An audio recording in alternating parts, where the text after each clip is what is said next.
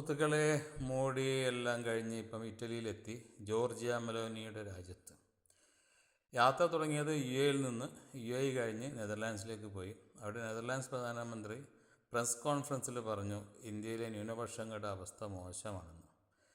അതിനുശേഷം സ്വീഡൻ കഴിഞ്ഞ് നോർവേയിലെത്തി. നോർവേയിൽ അന്തർദേശീയ അപമാനം പോലെ ഒരു രംഗമുണ്ടായി. അവിടുത്തെ ഒരു പത്രപ്രവർത്തക മനുഷ്യാവകാശത്തെക്കുറിച്ച് ചോദ്യം ചോദിച്ചു. അപ്പോൾ മോദിജി ബുദ്ധിപൂർവം പിന്മാറി. പിന്നീട് രാജ്യത്തിലെ ഒരു ഉദ്യോഗസ്ഥൻ സംസാരിച്ചു കുടുങ്ങി. അയാൾ ഒരുപാട് നീണ്ട പ്രസംഗം നടത്തി. അത് കൂടുതൽ തമാശയായി. ഇപ്പോൾ അദ്ദേഹം ഇറ്റലിയിലെത്തി. ഇറ്റലിയിൽ നിന്ന് എത്ര മനോഹരമായ ചിത്രങ്ങളാണ് വന്നിരിക്കുന്നത്. കടൽ കാണാം, കൊളീജിയം കാണാം. മെലോനി സാഹിബക്കൊപ്പമുള്ള ഞങ്ങളുടെ നരേന്ദ്രമോദിജിയുടെ എത്ര ഗംഭീര ചിത്രങ്ങൾ. എന്നാൽ ഏറ്റവും രസകരമായ വീഡിയോ മെലോനി തന്നെ പോസ്റ്റ് ചെയ്തതാണ്. അതിൽ മോദിജി മെലോഡി ചോക്ലേറ്റ് കൊടുക്കുന്നു.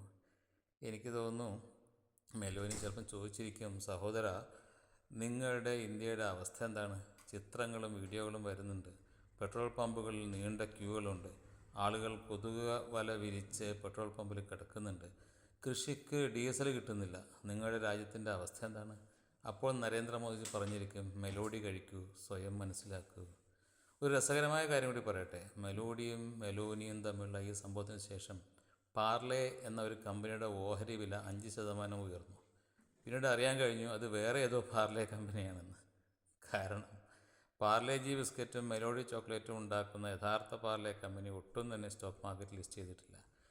എന്തായാലും മെലോനിയുടെ കൃപയാൽ ആരുടെയെങ്കിലും ഗുണമുണ്ടായി, ആർക്കെങ്കിലും ഗുണമുണ്ടായി. ആരായിരുന്നാലും ശരി.